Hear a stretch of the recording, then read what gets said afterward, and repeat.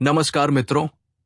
यदि मैं आपसे अभी एक प्रश्न पूछूं कि इस दुनिया में सबसे बड़ा डर क्या है, तो शायद आपके उत्तर अलग अलग होंगे। कोई कहेगा गरीबी, कोई कहेगा बीमारी, कोई कहेगा असफलता।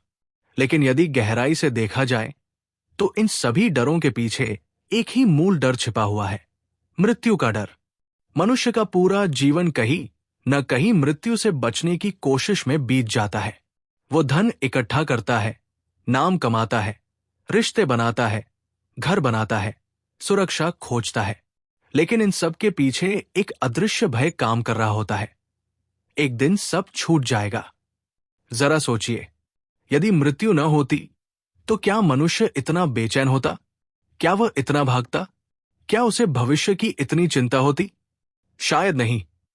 लेकिन समस्या यह है कि हम मृत्यु को समझते नहीं हैं। हम उसके बारे में सोचने से भी डरते हैं, जैसे कोई बच्चा अंधेरे कमरे से डरता है क्योंकि उसने कभी अंदर जाकर देखा ही नहीं। वैसे ही अधिकांश लोग मृत्यु से डरते हैं क्योंकि उन्होंने कभी उसके बारे में सचेत होकर विचार नहीं किया। बचपन से हमें सिखाया गया कि मृत्यु दुखद है। किसी की मृत्यु होती है तो घर में रोना धोना होता है। लोग कहते हैं सब खत्म हो गया। धीरे धीरे हमारे मन में ये धारणा बैठ जाती है कि मृत्यु सबसे भयानक घटना है। लेकिन क्या हमने कभी ये पूछा कि वास्तव में मृत्यु क्या है? क्या मृत्यु केवल शरीर का अंत है या उससे भी कुछ अधिक? सच्चाई ये है कि हम मृत्यु से नहीं डरते, हम उस अज्ञात से डरते हैं जिसे हम जानते नहीं। मनुष्य हमेशा ज्ञात में सुरक्षित महसूस करता है। उसे अपना घर पता है, अपना परिवार पता है, अपना नाम पता है, अपनी पहचान पता है। लेकिन मृत्यु इन सबको चुनौती देती है। वो पूछती है, यदि ये सब छिन जाए तो तुम कौन हो? यही प्रश्न भय पैदा करता है, क्योंकि हमने पूरी जिंदगी अपनी पहचान बाहरी चीजों से बनाई है।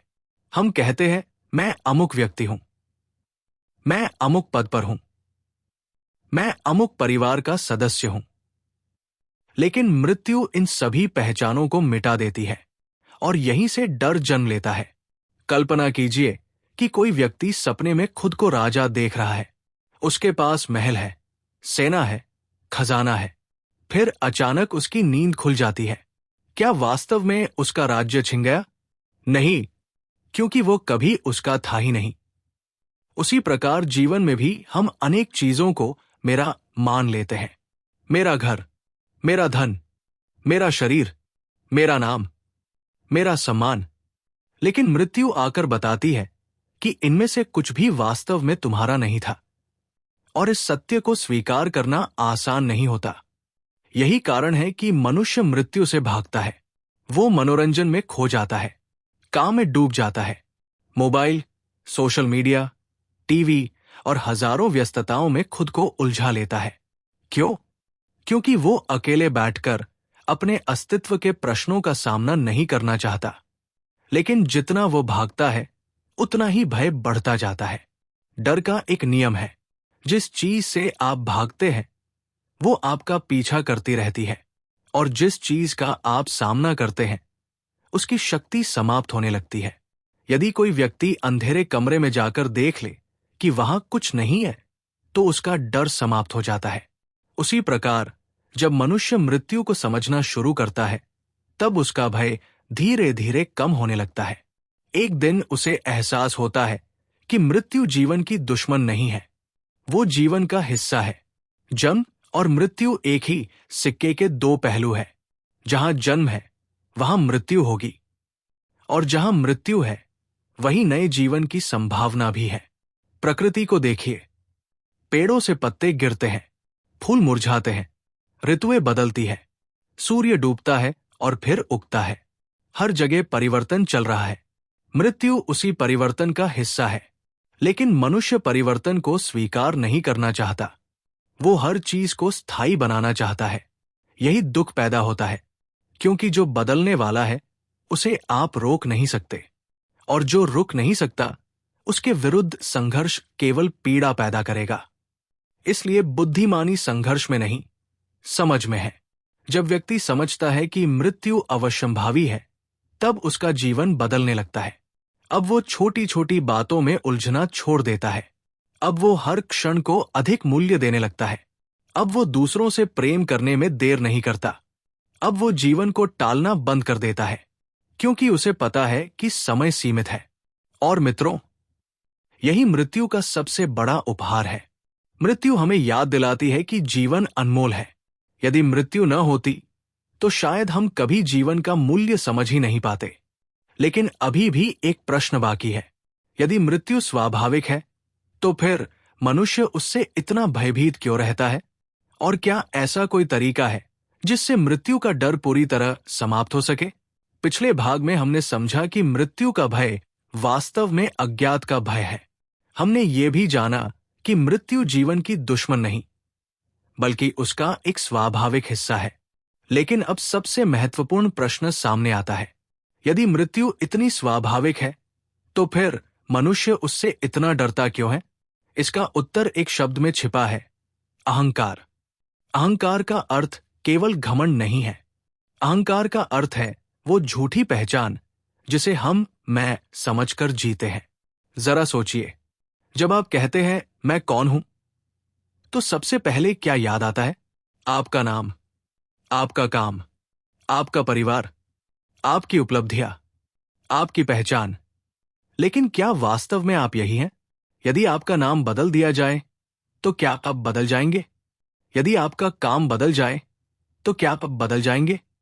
यदि आपकी सारी संपत्ति चली जाए तो क्या आपका अस्तित्व समाप्त हो जाएगा? नहीं। फिर भी हमने इन चीजों को अपने मैं का हिस्सा बना लिया है। यही सबसे बड़ा भ्रम है, और मृत्यु इसी भ्रम को तोड़ देती है। मृत्यु आकर कहती है, जो कुछ तुमने अपना समझा था वो सब यही रह जाएगा।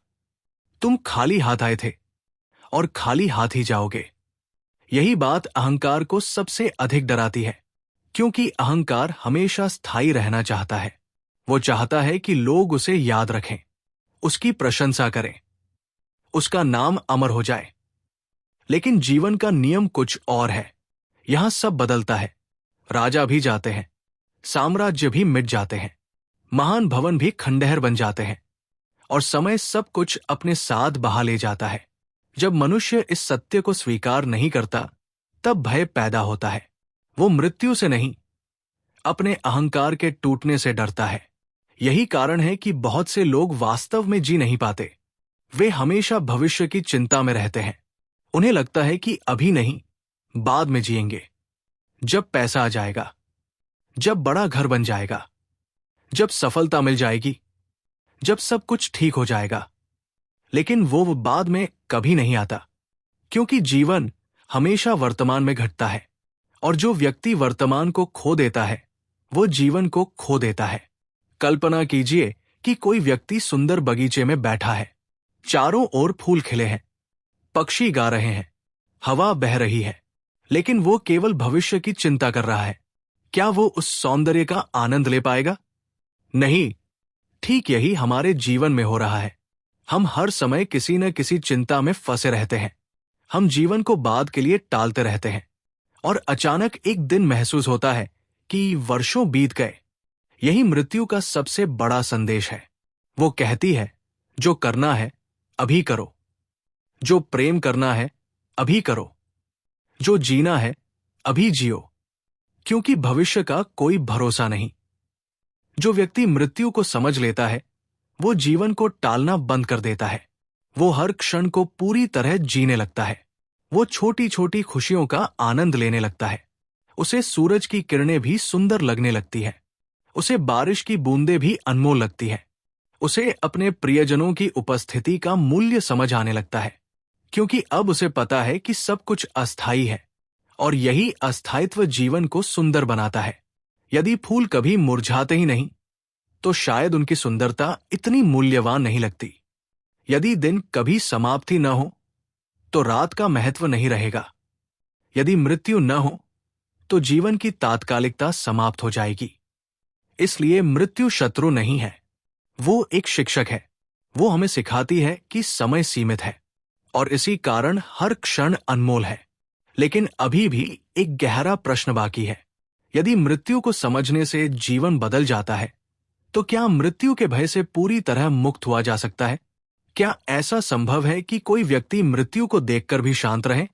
क्या ऐसा संभव है कि अंत का सामना करते समय भी भीतर आनंद बना रहे?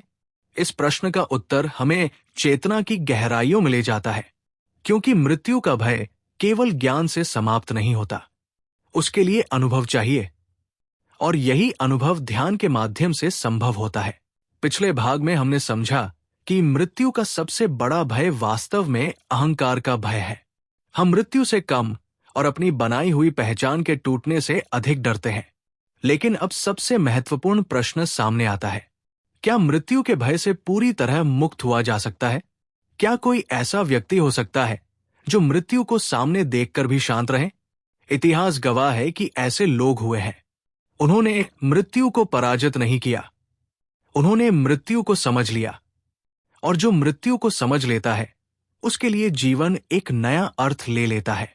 मित्रों, मनुष्य का सबसे बड़ा भ्रम यह है कि वो स्वयं को केवल शरीर समझता है। जब वो आईने में देखता है तो उसे लगता है कि यही मैं हूं। लेकिन एक क्षण के लिए रुककर सोचिए, आपका शरीर बचपन से अब तक कितनी बार बदल चुका है? बचपन का शरीर अब नहीं है, किशोरावस्था का शरीर अब नहीं है, फिर भी आपको महसूस होता है कि मैं वही हूं। यदि शरीर बदल गया और फिर भी मैं बना रहा, तो क्या आप केवल शरीर हैं? यही प्रश्न आध्यात्मिक यात्रा की शुरुआत है। जब व्यक्ति भीतर देखना शुरू करता है, तब उसे एक अद्भुत बात का अनुभव होता है। वो देखता है कि विचार आते हैं और चले जाते हैं, भावनाएं आती हैं और चली जाती है, शरीर बदलता रहता है, पर एक चीज है जो हमेशा मौजूद रहती है। वो है देखने वाला, साक्षी, जो हर अनुभव को देख रहा है। जब आप दुखी होते हैं तब भी वो मौजूद है, जब आप खुश होते हैं तब भी वो मौजूद है, जब आप सोते हैं तब भी, जब आप जागते हैं तब भी। वही आपका वास्तविक स्वरूप है। और मृत्यु केवल उस चीज को समाप्त कर सकती है जो बदलती है। जो नहीं बदलता, उसे मृत्यु छू भी नहीं सकती। यही कारण है कि ध्यान को इतना महत्व दिया गया है। ध्यान कोई धार्मिक क्रिया नहीं है, ये स्वयं को जानने की कला है। जब व्यक्ति ध्यान करता है तो वो धीरे धीरे अपने विचारों से दूरी बनाने लगता है। वो देखता है कि मन लगातार बोल रहा है, कभी अतीत, कभी भविष्य, कभी भय, कभी आशाएं। लेकिन पहली बार उसे एहसास होता है कि वो मन नहीं है, वो मन का देखने वाला है। और जैसे जैसे ये अनुभव गहरा होता है, वैसे वैसे मृत्यु का भय कम होने लगता है। क्यों? क्योंकि अब व्यक्ति समझने लगता है कि जो मर सकता है वो उसका वास्तविक स्वरूप नहीं है।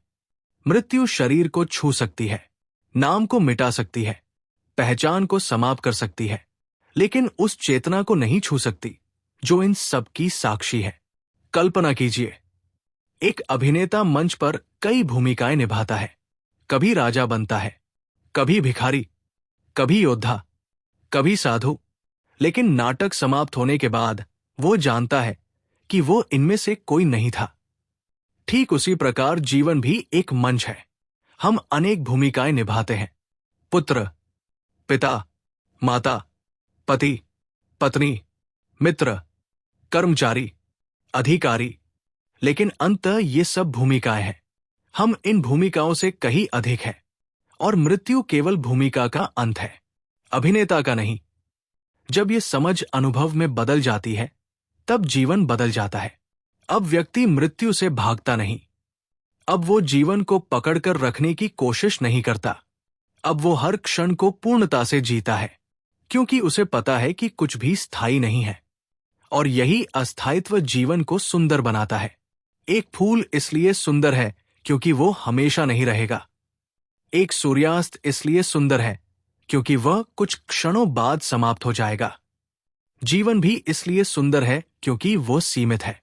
मृत्यु हमें हर दिन याद दिलाती है कि समय अनमोल है, और जो व्यक्ति इस सत्य को स्वीकार कर लेता है, वो शिकायत करना छोड़ देता है, वो तुलना करना छोड़ देता है, वो छोटी छोटी बातों पर क्रोधित होना छोड़ देता है, क्योंकि उसे समझ आ जाता है कि जीवन बहुत छोटा है। वो प्रेम करने लगता है, कृतज्ञ होने लगता है, हर क्षण को उत्सव की तरह जीने लगता है, और यही वास्तविक आध्यात्मिकता है। आध्यात्मिकता का अर्थ दुनिया छोड़ना नहीं है। आध्यात्मिकता का अर्थ है जीवन को पूरी जागरूकता के साथ जीना, हर सांस को महसूस करना, हर अनुभव को स्वीकार करना, हर क्षण में उपस्थित रहना। जब ऐसा होता है तब मृत्यु का भय धीरे धीरे समाप्त हो जाता है और उसकी जगह एक गहरी शांति जन्म लेती है। तब व्यक्ति समझता है कि मृत्यु अंत नहीं है, ये केवल परिवर्तन है। जैसे नदी समुद्र में मिल जाती है, जैसे एक दीपक की लौ हवा में विलीन हो जाती है, वैसे ही जीवन भी एक रूप से दूसरे रूप में प्रवाहित होता है। मित्रों, जो मृत्यु को समझ लेता है वो पहली बार वास्तव में जीना शुरू करता है, क्योंकि अब उसके पास खोने के लिए कुछ नहीं होता। अब वो वर्तमान में जीता है। अब वो हर दिन को अंतिम दिन की तरह जीता है। और यही जीवन का सबसे बड़ा रहस्य है। मृत्यु को समझो और जीवन का द्वार खुल जाएगा। मृत्यु से मत भागो, उसे समझो, क्योंकि जिस दिन मृत्यु का भय समाप्त हो जाता है उसी दिन सच्ची स्वतंत्रता का जन्म होता है।